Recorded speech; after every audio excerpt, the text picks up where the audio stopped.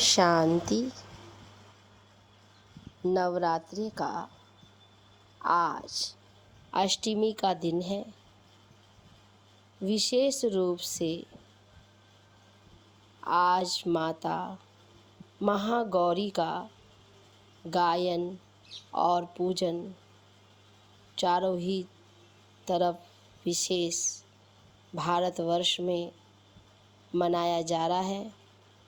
बड़ी श्रद्धा और भाव से भगत आत्माएं माता गौरी का आह्वान कर रहे हैं, जिनके में तपस्या और तप दिखाया गया है।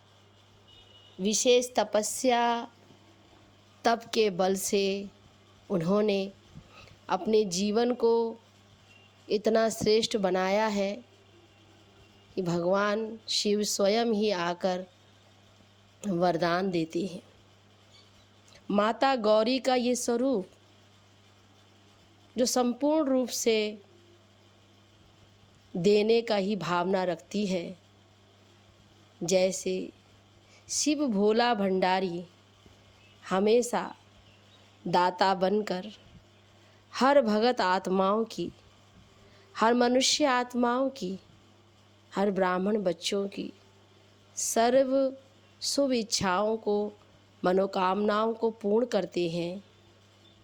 ऐसा ही महागौरी का यह स्वरूप दिखाया गया है।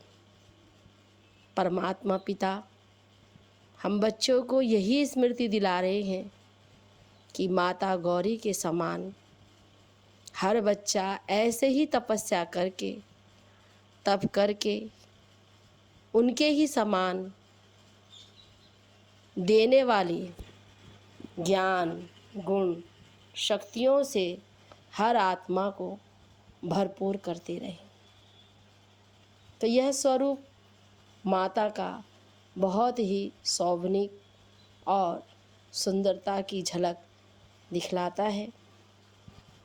हम भी अपने जीवन में, परिवार में हर माता देवी स्वरूप अपने परिवार को संगठन में जोड़ने और देने की भावना रखने वाली ऐसे ही अपने स्वरूप को बनाए। तो यह आज का माता का स्वरूप हमें यही स्मृति दिलाता है। हम सभी आत्माएं भी अपने अंदर ऐसा शुभ विचार संकल्प करें और माता की बड़े प्यार से आराधना करें और अपने उन स्वरूपों को उजागर करें जो परमात्मा शिव से हम सबको शक्तियों का वरदान मिला हुआ है। उसी अभ्यास से आज विशेष बाबा हम बच्चों को बहुत ही भाव विभोर से सेवा की स्मृति दिला रहे हैं, क्योंकि सबसे बड़ी बात है ज्ञान का दान देना, ज्ञान दान करना, गुण दान देना। बाबा का ये जो ज्ञान है, ये चारों ही दिशा पर आदि मध्य अंत का ज्ञान हर एक आत्मा को मिल जाए, यही शुभ भावना हमेशा परमात्मा पिता की रही है।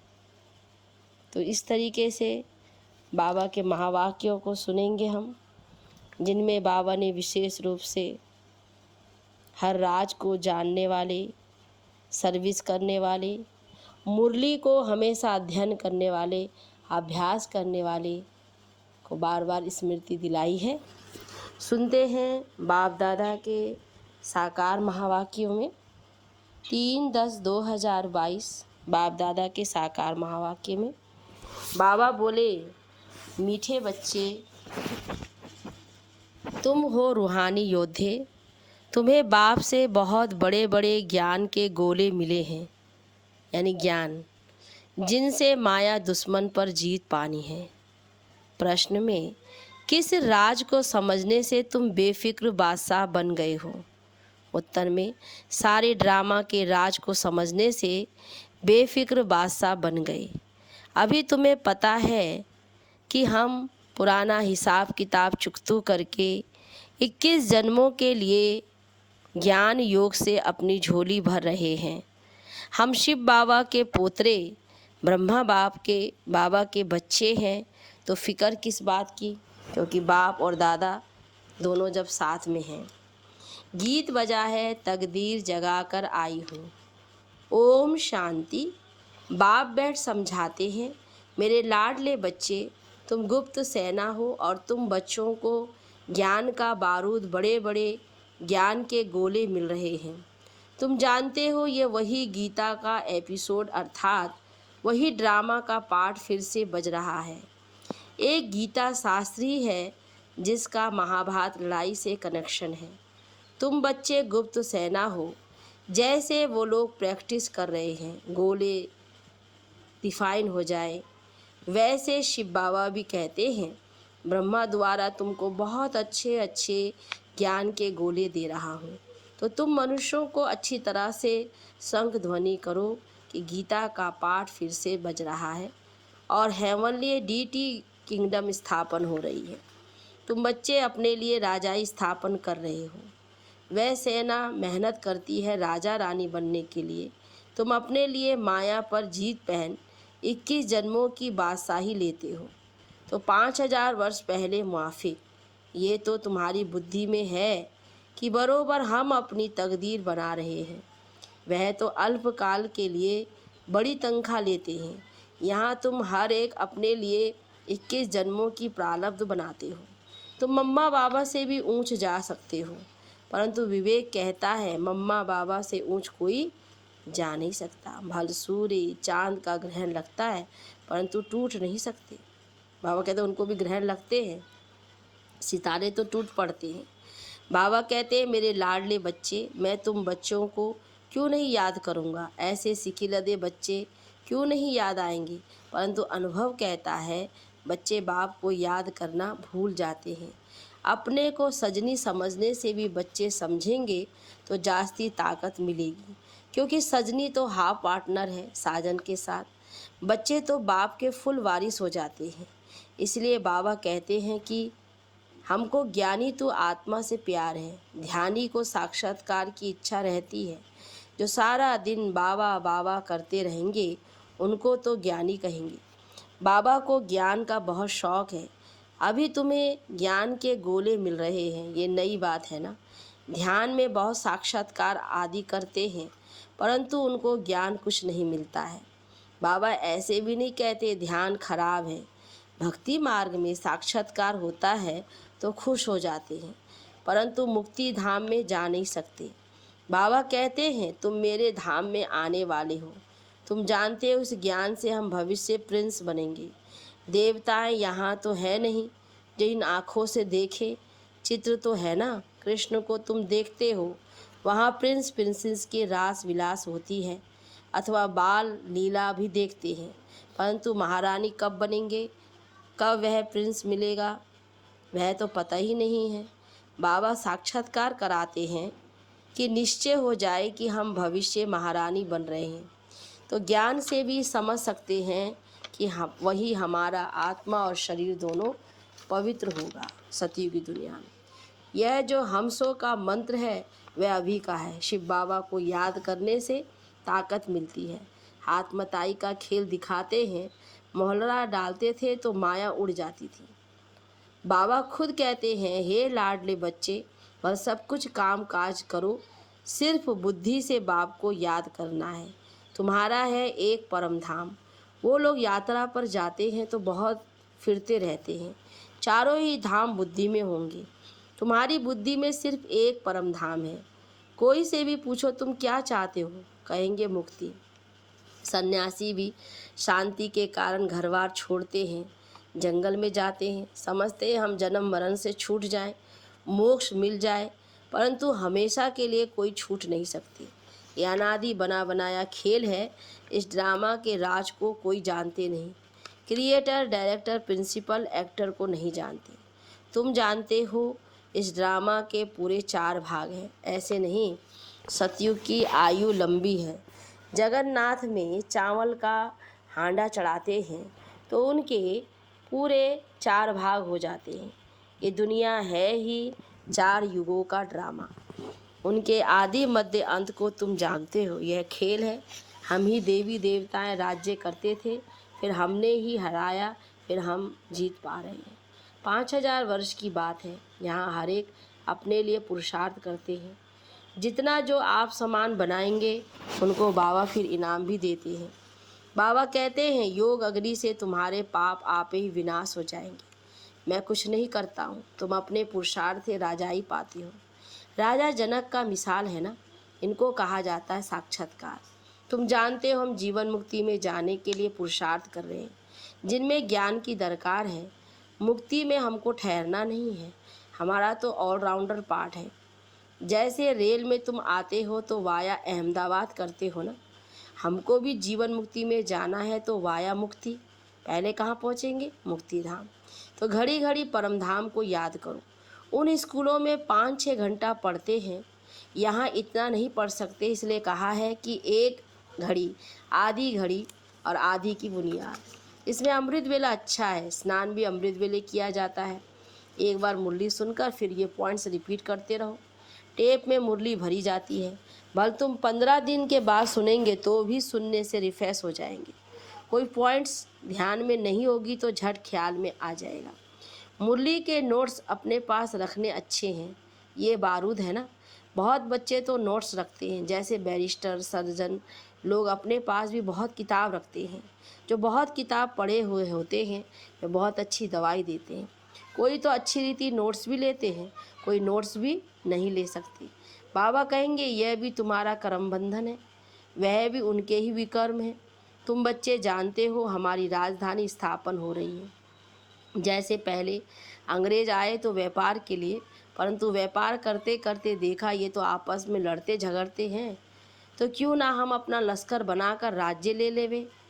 तो तुम्हारे लिए तो बहुत सहज है, कोई को मारने करने की यहाँ तो बात नहीं। तुम योग बल से राज्य भाग्य लेते हो। सतयुग में लक्ष्मी नारायण को राजाई कहाँ से मिली? कलयुग की रात पूरी हो फिर सतयुग दिन होना है। दिन में राजाई, रात में धमचक्र। बाबा आते हैं तो हमको धन के बना जाते हैं।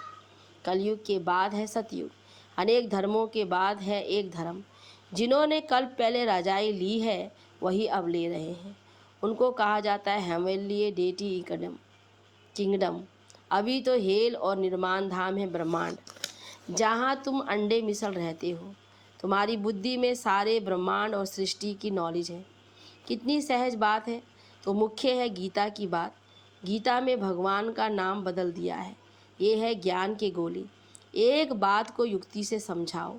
इस समय सब दूबन मना दलदल में फंसे हुए हैं। बाबा आकर दूबन से निकालने के लिए साधना कराते हैं। माया ने पंख तोड़ दिए हैं, उड़ नहीं सकते हैं। अभी सबको पवित्र बनाकर वापस जाना है। तुम पुरुषार्थ कर रहे हो बाबा फिर से राज्य भाग्य लेने। बाप समझाते हैं कि तुमको खुशी रहनी चाहिए। जो अच्छी तरह धारण कर आप सामान बनाते रहेंगे उनको बहुत खुशी रहेगी। नंबर 1 जो पास होगा उनको ज़रूर खुशी होगी ना। गवर्नमेंट भी स्कॉलरशिप देती है। तुम्हारी भी माला बनी हुई है, 108 की माला होती है, 16,108 की भी होती है। एक बॉक्स बनाते हैं, उसमें डाल देते हैं।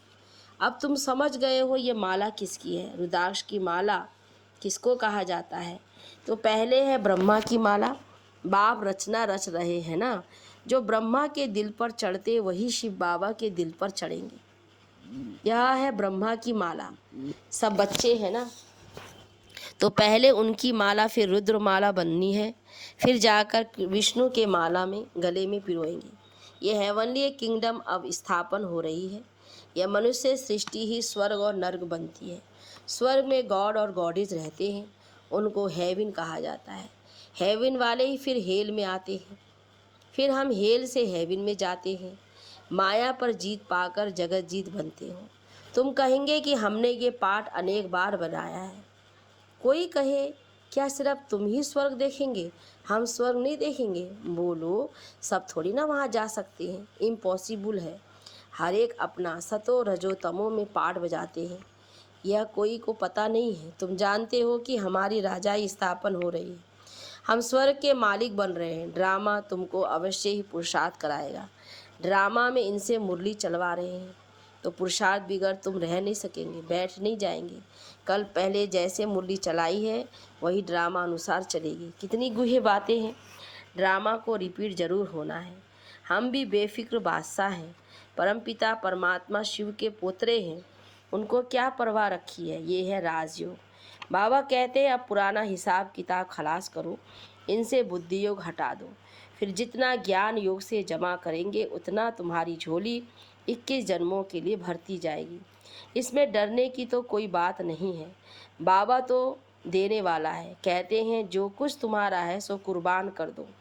यहाँ कोई महल तो नहीं बनाने हैं। इन पैसों से क्या करना पड़ता है, सिर्फ 3 पैर पृथ्वी के लेकर सेंटर खोल देते हैं। ये ज़बरदस्त यूनिवर्सिटी अथवा हॉस्पिटल है। वह हॉस्पिटल तो अनेक होते हैं, यह तो एक ही हॉस्पिटल है। जो रिलीजियस माइंडेड होंगे वह तो कहेंगे क्यों नहीं हम ऐसा हॉस्पिटल खोलें जो मनुष्य एवर हेल्दी बन जाए। धार्मिक विचार के बाबा हेल्थ वेल्थ देते हैं तो वह कहते हैं कि बाबा ये तुम्हारी चीज़ है जिस पर हम काम में चाहे लगाओ, है ना। कई बच्चे कितने भाव से बाबा को सहयोग करते हैं, तो निश्चय कर पूरा फॉलो करना चाहिए ना। हर एक अपनी जीत को जाति को चढ़ाते हैं। तुम कहते हो हम ब्राह्मण हैं तो फिर क्यों नहीं सब कुछ ट्रांसफ़र कर देना चाहिए। बाबा 21 जन्मों की बादशाही देते हैं। बाबा की सर्विस में लग जाने से तुम कभी भूख नहीं मरेंगे। हमारा खर्चा कुछ है ही थोड़ी। तुम सिर्फ पेट के लिए 2 रोटी खाते हो और क्या। मनुष्यों को तो खर्चा बहुत है, शादियाँ मुरादियों पर कितना खर्चा करते हैं। हमारा तो कुछ खर्चा नहीं है। तुम्हारी सगाई होती है शिव बाबा के साथ, खर्चा पाई का भी नहीं। सगाई कर हम बाबा के पास चले जाते हैं। यहाँ भी तुम बच्चों को सर्विस करनी है। तुमको अपने यादगार दे खुशी होगी। ये हमारे बाबा मम्मा का यादगार है और हम देवी देवताओं के भी यादगार हैं। तो मुख्य यादगार है ही 5 साल। पहले मुख्य है शिव बाबा का यादगार, उस एक के ही अनेक नाम है। फिर सूक्ष्मतनवासी ब्रह्मा विष्णु शंकर के यादगार। फिर मनुष्य सृष्टि में संगम युगी जगतम्बा जगत पिता और तुम शक्तियाँ बच्चे और सतयुग में है लक्ष्मीनारायण। बस बाकी तो अनेक प्रकार के मंदिर बनाए हैं, उनमें कितना भटकना पड़ता है। तुम सब बातों से छूट जाते हो और कितना खुशी में रहते हो। ऐसी कोई यूनिवर्सिटी नहीं जहाँ मनुष्य से देवता बने। तुम्हारी है गॉडली स्टूडेंट लाइफ। तुम पास होकर ट्रांसफ़र हो जाएंगी। अच्छा, मीठे मीठे सिकिलदे बच्चों प्रति माता पिता बाप दादा का याद प्यार और गुड मॉर्निंग।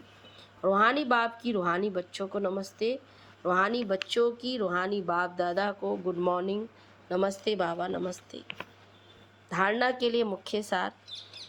पहली पॉइंट, अमृत वेले मुरली सुनकर फिर पॉइंट्स रिपीट करनी है। मुरली के नोट्स ज़रूर लेने हैं। खुशी में रहने के लिए आप सामान बनाने की सेवा करनी है। दूसरी पॉइंट में ब्रह्मा बाप के दिल पर चढ़ने के लिए ज्ञान योग में तीखा बनना है। नंबर 1 पास होकर स्कॉलरशिप लेनी है। वरदान में ड्रामा में समस्याओं को खेल समझ एक्यूरेट पाठ बजाने वाले हीरो पाठधारी। हीरो पाठधारी उसे कहा जाता जिसको कोई भी एक्ट साधारण ना हो, हर पार्ट एक्यूरेट हो।